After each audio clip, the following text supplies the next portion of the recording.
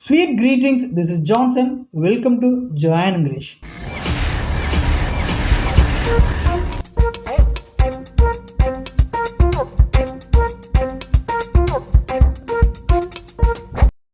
இன்னைக்கு இந்த கிளாஸில் நான் பார்க்க போகிறது நம்மளுடைய கம்யூனிகேஷன் ஸ்கில்லை டெவலப் பண்ணக்கூடிய ஒரு வழிமுறையை தான் பார்க்க போகிறோம். நமக்கு ஏற்கனவே தெரியும், நான் பல வீடியோ சொல்லியிருக்கேன், சின்ன சின்ன வாக்கியங்கள் உங்களுடைய கம்யூனிகேஷன் ஸ்கில்லுக்கு ரொம்பவுமே யூஸ்ஃபுல்லாக இருக்கும் அப்படின்னு. அந்த சின்ன சின்ன வாக்கியங்கள், அதுவும் அடிக்கடி பயன்படுத்தக்கூடிய அந்த வாக்கியங்களை தான் இந்த கிளாஸில் பார்க்க போகிறோம். கண்டிப்பாக யூஸ்ஃபுல்லாக இருக்கும். யூஸ்ஃபுல்லாக இருந்துச்சு அப்படின்னா உங்கள் நண்பர்களுக்கும் ஷேர் பண்ணிவிடுங்க. அதோட உங்களுக்கு பிடித்திருந்தால் லைக் பண்ணிவிடுங்க. சரி, வாங்க நம்ம கிளாஸ்க்குள்ளே போயிடலாம். நீங்கள் தயாராக இருந்தீங்க அப்படின்னா நம்ம கிளாஸ்க்குள்ளே போடலாமே. So let's. இந்த கிளாஸில் நம்ம முதல்ல பார்க்க போகிற சென்டென்ஸ், நாம் மற்றவங்களோட ஹாப்பியை பற்றி நம்ம தெரிஞ்சுக்கிறதுக்காக are you happy with it, அதில் நீங்கள் மகிழ்ச்சியாக இருக்கிறீர்களா, இந்த மாதிரி சென்டென்ஸை நம்ம யூஸ் பண்ணி அவங்கக்கிட்ட கேட்கலாம். Are you happy with it.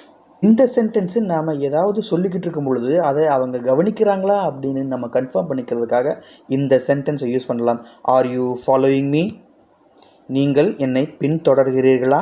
இதுவே அடுத்த சென்டென்ஸை பாருங்கள். Do you have time now? உங்களுக்கு இப்போ நேரம் இருக்கா. Do you have time now? நம்மளோட ஸ்பெண்ட் பண்ணுறதுக்காக இருக்கலாம், இல்லை நம்மளுடைய வேலைகளை செய்து கொடுப்பதற்காக கூட இருக்கலாம். அப்போது அவங்ககிட்ட கேட்பதற்காக தான் இந்த Do you have time now? உங்கள்கிட்ட இப்போ நேரம் இருக்கா அப்படின்னு கேட்பதற்காக இந்த சென்டென்ஸ். இதுவே அடுத்த சென்டென்ஸை பாருங்கள். Do you have time tomorrow?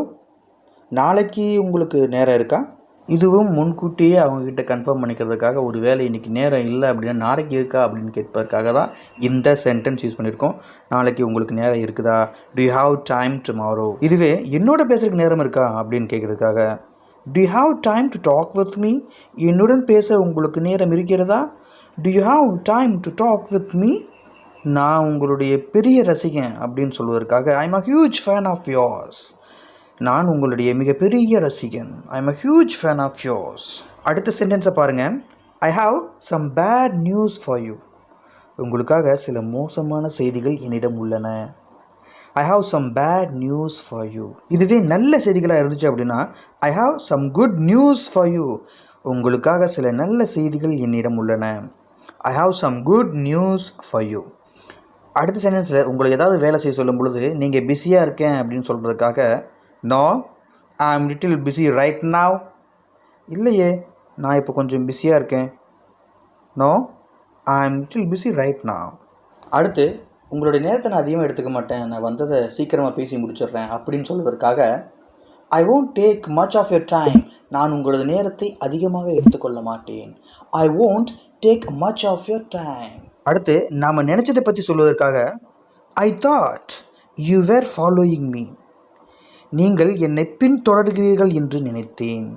I thought you were following me.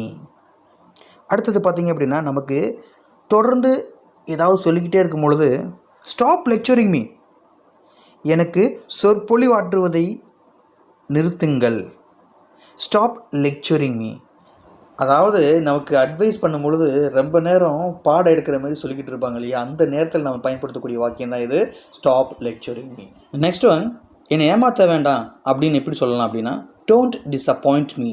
என்னை ஏமாற்ற வேண்டாம். Don't disappoint me. தேவையெல்லாம் பேசாதீங்க அப்படின்னு எந்த மாதிரி சொல்லலாம். Don't talk unnecessarily. Don't talk unnecessarily. தேவையில்லாமல் பேச வேண்டாம். இதுவே ஒருத்தர் ஒரு தவறான செயலை செய்ய போகும் பொழுது ஏன் நீங்கள் அவர் தடுக்கவே இல்லை அந்த மாதிரி கேட்பதற்காக why didn't you stop them? ஏன் அவர்களை தடுக்கவில்லை. why didn't you stop them? அடுத்த சென்டென்ஸில் நான் அவங்கள தடுக்க முயற்சி பண்ணேன் பட் அப்படிங்கிற மாதிரி ஒரு சென்டென்ஸை உருவாக்கணும் அப்படின்னா I tried very hard to stop them. அவர்களை தடுக்க நான் கடுமையாக முயற்சித்தேன். I tried very hard to stop them. அடுத்த சென்டென்ஸு, ஒருத்தர் கீழே பார்த்துட்டு இருக்கும்போது கீழே பார்க்காத, ஏன் கீழே பார்த்துக்கிட்டு இருக்க அந்த மாதிரி நம்ம கேட்கும் பொழுது don't look down. Don't look down. கீழே பார்க்காத. இதுவே மேலே பார்க்காத அப்படின்னு சொன்னீங்க அப்படின்னா டோன்ட் லுக் அப். மேலே பார்க்க வேண்டாம். Don't look up. The next sentence, ஒரு ஒர்க்கை நல்லா பண்ணியிருக்கிறாங்கிற பட்சத்தில் அதை நீங்கள் மறுபடியும் செய்யுங்க அப்படின்னு சொல்வதற்காக டூ இட் அகெயின், மீண்டும் அதை செய்யுங்கள், டூ இட் அகெயின் அப்படின்னு நம்ம சொல்லலாம். ஒரு வேளை அதே ஒர்க்கை நம்ம எல்லாரும் சேர்ந்து செய்வோம் அப்படிங்கிற சொல்கிற பட்சத்தில் லெட்ஸ் டூ இட் அகெயின், இதை நாம் மறுபடியும் செய்வோம், லெட்ஸ் டூ இட் அகெயின். இதுவே இந்த ஒர்க்கை நம்ம யாரும் செய்ய வேண்டாம் அப்படின்னு சொல்லும் பொழுது டோன்ட் டூ இட் அகெயின், மீண்டும் இதை செய்ய வேண்டாம், don't do it again. The next sentence is, நம்ம ஒரு ஒர்க்கை ரொம்ப ஹார்ட் ஒர்க்காக பண்ணியிருப்போம், அது மற்றவங்கள்ட்ட கேட்கும்போது இது ஈஸியாக இருந்துச்சா அப்படின்னு நான் எப்படி கேட்கலாம் அப்படின்னா, was it easy for you, இது உங்களுக்கு எளிமையாக இருந்ததா, was it easy for you.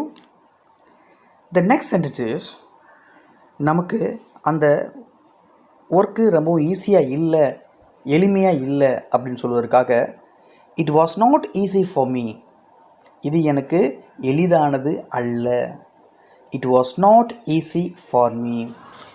The next sentence is, நம்ம வீட்டில் ஸ்கூலுக்கு போகிற பசங்களாக இருந்தாலும் சரி, வேலைக்கு போகிற நபர்களாக இருந்தாலும் சரி, அவங்ககிட்ட நம்ம மறக்காமல் சொல்லக்கூடிய ஒரே விஷயம் என்னன்னா, மதிய சாப்பாடை மறந்துடாதப்பா, மதியம் சாப்பிட மறந்துடாதப்பா அப்படிங்கிற ஒரு சென்டென்ஸை நம்ம இப்படி இங்கிலீஷ் சொல்லலாம்.